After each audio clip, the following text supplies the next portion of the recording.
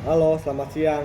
Salam perjuangan untuk yang mau klaim visa Amerika, ya kan? Mau di kedutaan Amerika di Jakarta atau yang di Surabaya itu bebas. Jadi sebelum lo orang mau apply visa atau minimal lo mau isi DS 160, mendingan lu dengerin dulu, lu nonton ini video yang gue buat. Jadi video ini gue dapetin, gue dengar langsung dari mereka yang kasih jawaban, terus mereka semua ditolak, ya kan? Ini ada empat empat masalah yang mereka ditanya dan mereka jawab, akhirnya mereka ditolak. Nah ini jadi gua kemarin itu tanggal 22 Mei 2023 itu jam 11 gua ke kedutaan besar Amerika yang ada di Jakarta. Nah ini ada buktinya nih, ya kan? Tuh. Nah, oke. Jadi pas pada waktu udah masuk ke kedutaan kan itu handphone semua di apa, nggak boleh bawa masuk, ya kan? Ada pemeriksaan, jadi semua handphone dikeluarin, ya kan? Handphone ditaruh di dalam pemeriksaan. Nah terus nanti cuma bawa dokumen. Nah jadi singkat cerita aja deh ya. Jadi pas waktu udah kasih data sidik jari dan antri ke itu ke 4 loket. Jadi di 4 loket itu ada 3 perempuan dan 1 laki-laki. Nah itu semua orang orang inilah, orang Amerika, orang bule lah ya. Jadi kalau di interview lo orang mau pakai bahasa Inggris bebas, pakai bahasa Indonesia juga bebas, mereka juga bisa ngerti bahasa Indonesia, dan bahasa Indonesia mereka juga oke lah, bagus juga gitu. Jadi pada saat gua antri di wawancara itu kan gua bisa bisa bisa dengar, jadi orang yang udah maju duluan, ya kan, yang udah di interview. Jadi setiap yang mereka jawab itu kita bisa dengar. Nah, ya kan, kenapa mereka ditolak, ya kan, terus mereka ya pokoknya deg-degan lah mereka pasti, termasuk gua juga ada sedikit lah deg-degan gitu kan. Ya kan sayang kalau memang ditolak, lu 1.160 dolar itu hilang, belum pakai itu lagi jasa kan, kurang lebih 3 juta lah sekali apply.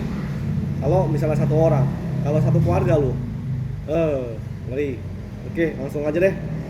Jadi kemarin pas gua antri itu ada 4 orang di sebelum gua itu gagal. Waduh, lumayan mengerikan sih ya. Kan jadi begini, jadi ini sebelum lo orang mau isi DS 160, ya kan, mau lu pergi sendiri, ya kan, mau pergi keluarga kan, lo orang mesti tahu dulu nih. Jadi jawaban yang nanti lo orang mesti jawab apa pas nanti lu isi DS 60. Jadi pas nanti dipertanyakan pada saat wawancara, lo orang bisa jawab, tapi paling nggak minimal eh, udah tahu dulu lah sebelum isi DS 60 supaya lo orang jangan gagal gitu, ya kan. Oke, yang pertama jadi begini. Jadi pas kemarin gua antri itu ada satu keluarga yang udah dipanggil duluan, ya kan, 4 orang. Jadi dia apply buat 7 orang, ya kan. Nah, pas ditanya sama mereka itu ada satu orang itu yang udah pernah pergi 2 kali. Jadi dalam satu visa 6 bulan itu dia pergi udah 2 kali, ya kan. Terus terakhir dia tanya, yang pertama kali pergi 3 minggu, yang kedua kalau nggak salah 2 bulan atau 3 bulan lah ya, kurang lebih, ya kan. Nah terus pas kemarin itu di interview ditanya, ya kan, semua 3 orang itu semua bisa jawab, ya kan, nggak ada masalah. Nah terus yang terakhir ini bapaknya bapaknya ini udah pernah pergi ke Amerika, itu udah overstay 2 tahun, ya kan. Nah terus mereka bawa bapaknya ini di apply lagi dalam satu keluarga lah ya, itu 7 orang. Nah jadi mereka tuh pikir pas udah 10 tahun lebih mereka overstay itu data-data hilang. Nah ini satu kecerobohan ini kan. Jadi jangan lu anggap lu udah overstay terus lu balik Indonesia udah 10 tahun atau 12 tahun data-data lu udah hilang. Ternyata itu enggak. Nah, ini blunder nih. Jadi kalau lo orang mau interview, ya kan, misalnya satu keluarga, ya kan. Jadi kalau emang ada satu orang yang udah pernah overstay, lebih baik jangan digabungin sama yang baru mau apply gitu. Apalagi kalau dalam satu keluarga. Nah, jadi pas di interview bapaknya itu, bapaknya ditanya, lu dulu pernah overstay kan? Dia bilang iya, udah 2 tahun nih, ya kan. Dia tanya sama yang interviewnya, lu tinggal di mana waktu overstay itu? Dia bilang di Philadelphia. Oke. Nah, terus di situ lu ngapain? Bantu urus gereja. Nah, dikenai apa? Ditanya ada upahnya gak? Dia bilang ada, $3. Nah, dari jawabannya itu bapaknya, jadi overstay-nya itu masih bisa kelacak. Walaupun lu udah 10 tahun lebih atau 12 tahun, ya kan, itu overstay-nya itu masih kelacak.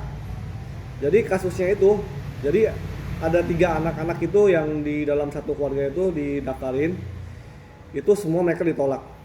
Jadi karena gara-gara satu orang yang overstay itu kena semuanya. Jadi kalau gua kasih saran, kalau ada satu orang yang overstay terus mau apply visa, mendingan mereka apply-nya sendiri, ya kan, beda hari, jangan digabungin sama yang baru mau apply gitu. Kasian nanti kalau kena semua kan, itu 7 orang itu di cancel semua loh, ya kan. Itu yang pertama. Terus yang kedua, jadi yang kedua ini menyangkut yang orang keluarga juga.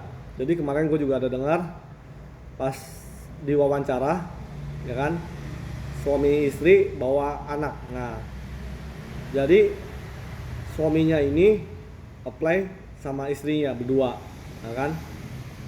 Istri tanya, terus anak lu kenapa nggak diikutin sekalian itu kan, di apply visanya sekalian biar jalan satu keluarga.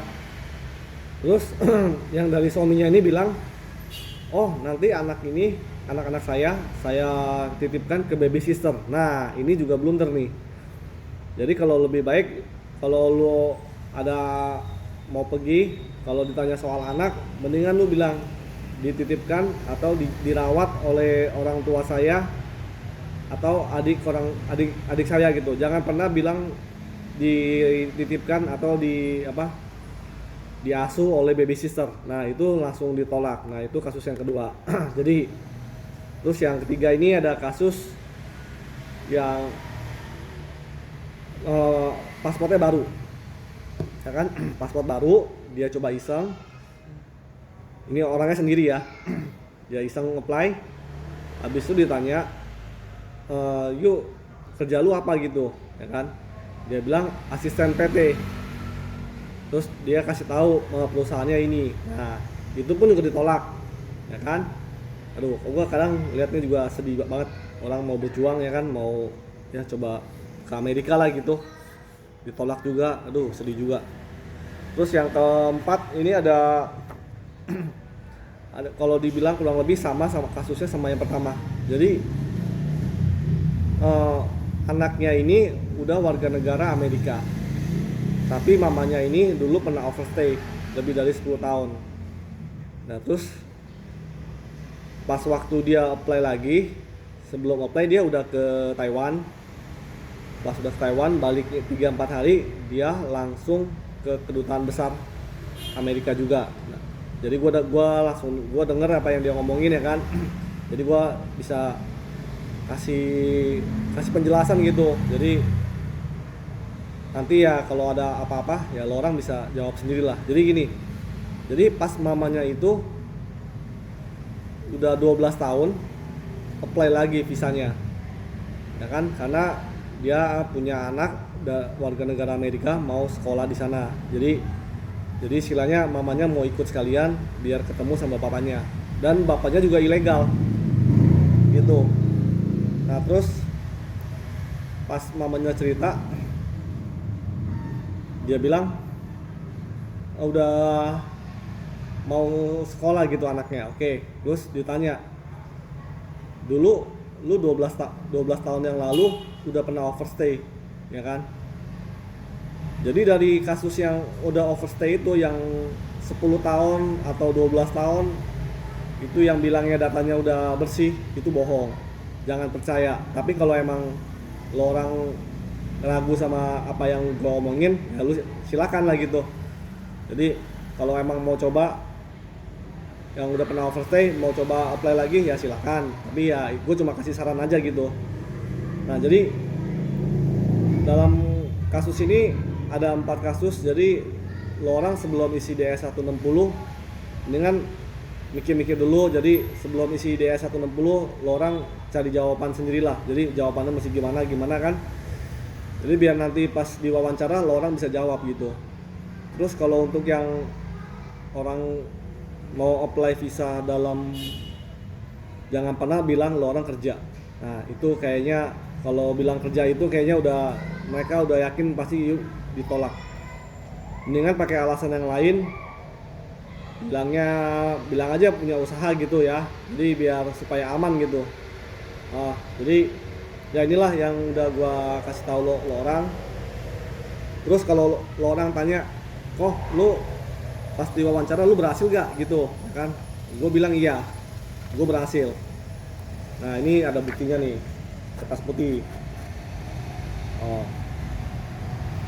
ya kan, balikin. Jadi bukannya karena gue sombong atau gue ya masa karena pinter lah gitu, karena lulus, enggak. Tapi ini sini gue mau coba bantu lo orang sebelum lo orang isi DS 160. Nah ini video kalau emang bermanfaat, lo orang boleh nonton dulu ya kan sebelum isi DS 160. Terus kalau bisa kasih ke yang lain supaya baca gitu, supaya dengar, supaya nonton. Jadi kalau nanti lo udah siap diwawancara, nah lo orang bisa kasih jawaban sendirilah ya. Jadi jawabannya gue nggak ada, tapi paling nggak udah ada 4 masalah yang ditolak gitu. Oke, thank you. Selamat berjuang visa Amerika.